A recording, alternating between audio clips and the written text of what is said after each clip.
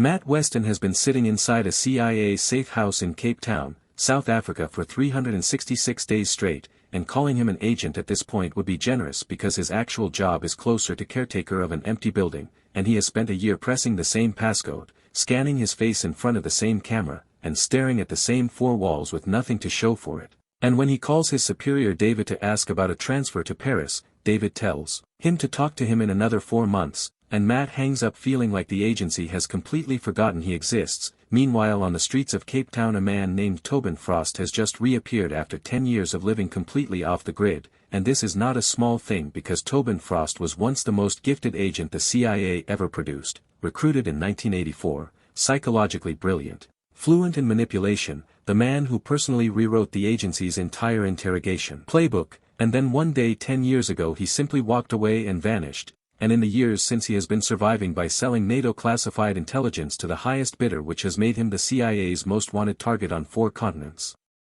Frost arrives at a private hotel room to meet his contact Eric, a British MI6 officer he has been quietly working with for years, and Eric has a capsule chip with him that contains information so dangerous Frost describes it as a bomb that will leave nowhere safe for either of them to hide, and after the meeting Frost slips into a hotel bathroom, checks every stall to make sure he is alone, opens a toolbox, connects the chip to an encryption device, locks it behind a password, slides it into an aluminum syringe, and hides it carefully on his body, and just as he finishes an assassin appears, and Frost immediately understands that one assassin always means more are coming, so he moves fast, hands a stack of cash to a stranger nearby to create a distraction, and slips out of the hotel through the back with Eric. In the car, Eric swears he had no idea anyone was following them. And before he can finish the sentence, a shot comes through the window and kills him instantly, and the car spins out of control and is blocked by another vehicle, and Frost moves without hesitating, goes through Eric's wallet, throws the identification documents in a trash bin,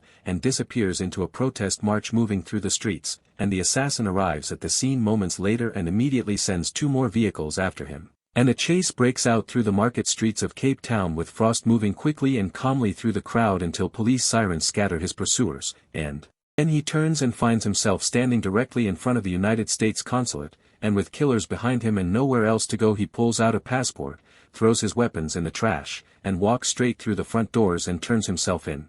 When the news reaches CIA headquarters in Langley, it hits like a shockwave, and Director Harland immediately pulls Frost's full file because this is not a man you handle carelessly, and the decision is made to interrogate him in Cape Town before the Department of Defense can get involved and take credit, and that means the call goes to the only CIA asset currently in the city, Matt Weston, who is sitting alone in his safe house when his phone rings and his first real mission in a year suddenly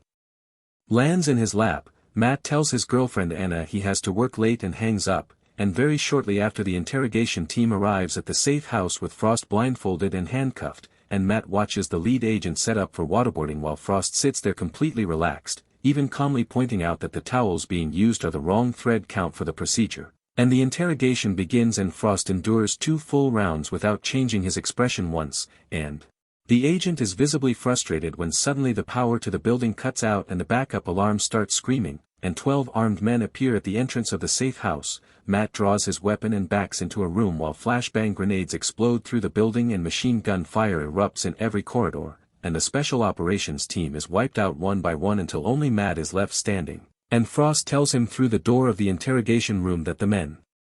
outside came for him but they need him alive, and he reminds Matt that the #1 rule of a safe house is that the keeper is responsible for his guest, and Matt hesitates for just long enough before making his decision, and he gets Frost out through a hidden emergency exit, forces a car off the road at gunpoint, puts Frost in a trunk, and drives away just before the assassins close in. He calls David and requests emergency shelter at the consulate, but David tells him a shootout in front of the consulate would be a diplomatic disaster, so Catherine, the station chief, orders Matt to lose the assassins and keep the asset alive, and Matt leads them onto an overpass and puts distance between them. But then Frost manages to force open the rear panel of the trunk from inside and knocks the gun out of Matt's hand while the car is still moving, and the 2 of them fight inside the vehicle until the handbrake gets yanked and the car spins out of control, and Matt gets the gun back and puts Frost down, and they sit there breathing hard in a car that is barely still running. Back at Langley, Director Harland orders an extraction team deployed immediately, but Catherine tells him her people cannot move yet and it will take David's team 18 hours to reach Cape Town.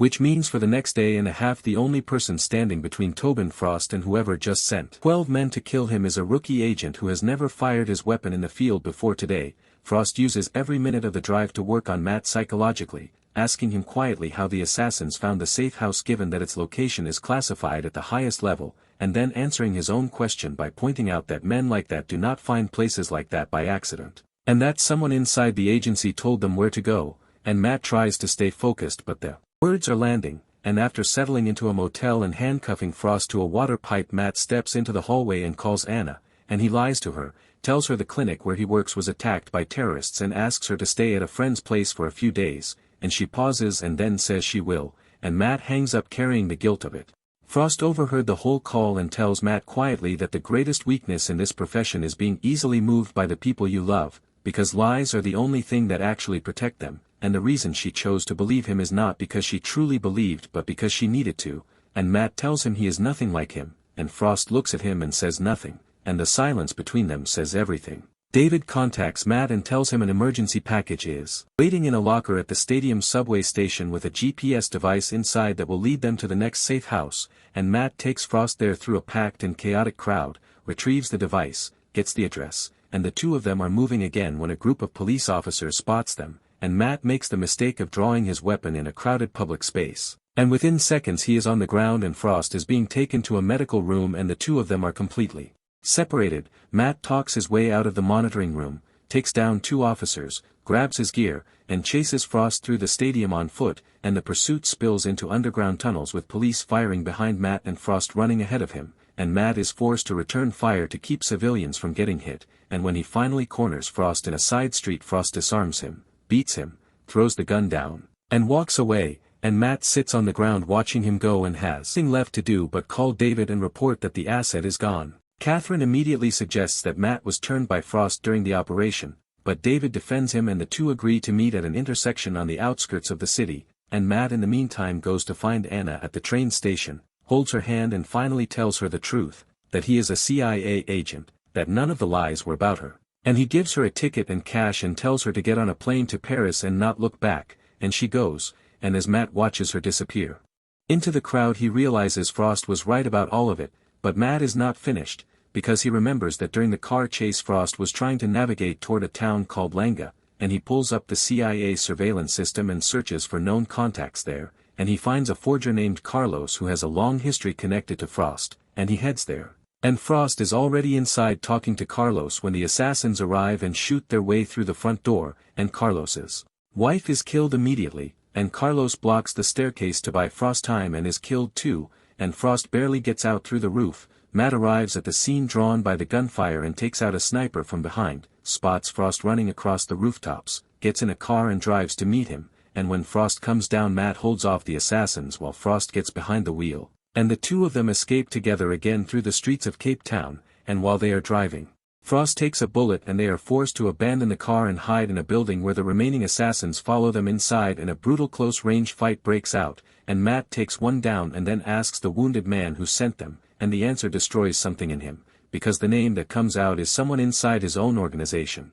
They slip into a pharmacy and Frost dresses his wound, and while Matt wraps the bandage Frost speaks quietly about why he left the CIA 10 years ago, telling Matt that he watched the agency order the assassination of a man who was about to expose their corruption to Congress, and they took down the entire plane to get to him, and everyone on it, and Frost pretended nothing had happened and went back to work the next day. And eventually the lies became the only truth he knew, and Matt says he will never let that happen to himself, and Frost looks at him with an expression that is almost kind, and the two of them sit together in the dark, neither enemy nor friend, somewhere in between. David arrives in the suburbs and contacts Matt and tells him to bring Frost to a safe house on the outskirts of the city, and Matt does exactly that. And when a man is already there waiting, Matt has him cuff Frost to a pipe and asks him to verify his identity through headquarters, and once the call comes through Matt lowers his gun and waits, and then the man receives a message on his phone and his expression changes completely and he attacks Matt without warning, and the two of them fight from the kitchen to the living room, and Matt is stabbed in the stomach and still manages to choke the man to death from behind,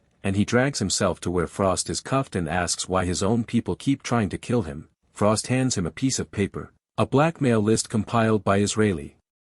intelligence 5 years earlier, containing the names of corrupt agents across multiple agencies including the CIA, MI6, and German intelligence, and the chip Frost has been carrying contains every name on it, and Matt tells Frost they have to leave immediately and hands him the key to the handcuffs, and Frost unlocks himself and takes the chip from Matt's hand and walks out. And Matt collapses alone on the floor with a stab wound and the taste of everything Frost told him finally becoming undeniable. When Matt wakes up, David is sitting beside him, and David tells him it is all over and asks about the chip, and Matt watches him carefully and starts correcting the story David is telling, and then the assassin who has been hunting them all night appears behind David. And Matt understands in that moment that the man who has been his mentor and his superior the entire time he has been in the agency is the mole who sold out the safe house, who ordered every attempt on his life tonight, and who killed Catherine to protect himself. And then Frost comes back, because he could not leave the younger version of himself to die alone, and David goes outside after him, and Frost leads him toward a burning haystack in the dark, and a vehicle near David suddenly explodes and the force of it throws David off his feet, and Matt gets to Frost just as David recovers and raises his gun, and Matt picks up a weapon and shoots David before he can fire, and David falls, and the man who built Matt's career and quietly destroyed it is gone. Frost looks at Matt and tells him not to lose what he is carrying, tells him he knows exactly who he is and who he is not, and tells him he is better than Frost ever was, and then Frost dies there in the open with Matt beside him, and the legendary agent who spent 10 years running from the truth finally stops running in the one moment he chose to come back for someone else. Back at Langley, Matt sits across from Director Harlan and submits his report with every detail of David's crimes included, and Harlan tells him quietly that certain parts of the report threaten national security and cannot be released, and that David cannot be held responsible publicly because the CIA cannot afford the embarrassment.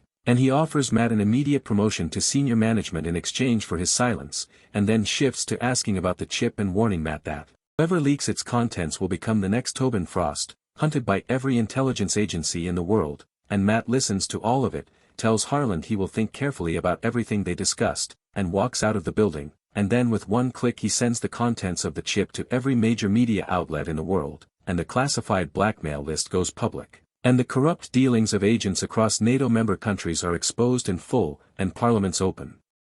investigations, and Director Harlan himself is prosecuted, and the intelligence agencies of multiple nations are forced into a reckoning they cannot control or cover up. Matt boards a plane to Paris, because that is where Anna is, and because it is the only direction left that still feels like it belongs to him, and he walks away from the city that once represented everything he wanted to be, carrying the weight of what it actually cost to get there. Make sure to subscribe and turn on notifications so you never miss a video like this.